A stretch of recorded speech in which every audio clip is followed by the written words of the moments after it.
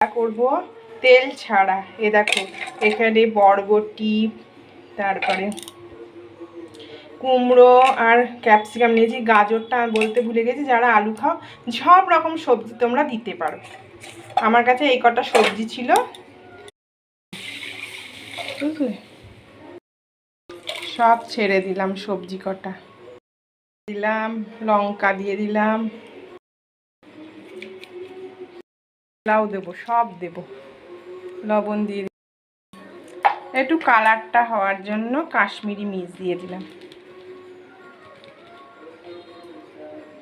এবং মশলা, তেল ছাড়া মশলা খিচুড়ি।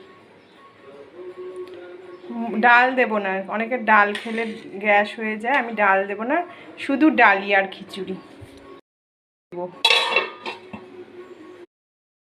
আমি ডালিয়া দিয়ে দিলাম, 10 টাকা দামের ডালিয়া, এমন কিছু খরচ নয় খিচুড়িটাই। দেখো আবার ওয়েট লসও করা যাবে।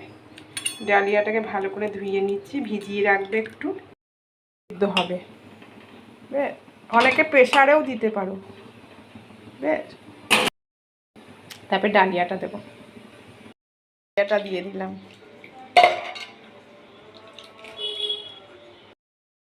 এই ডালিয়াটা দিয়ে দিলাম, ফুটবে, তারপরে একটু আদা বাটা দেবো এর মধ্যে,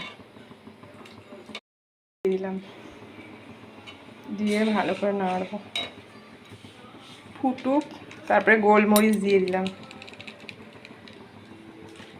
একটু ধনের গুঁড়ো দিয়ে দিলাম,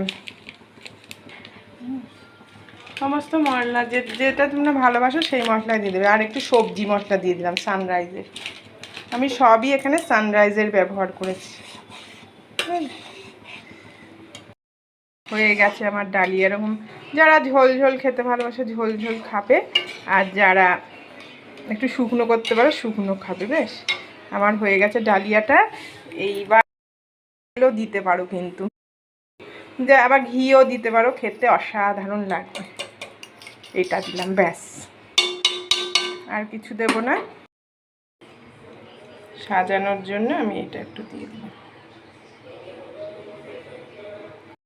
খাবে, দেখো, চলে এসো, ঠিক আছে, অসাধারণ হয়েছে।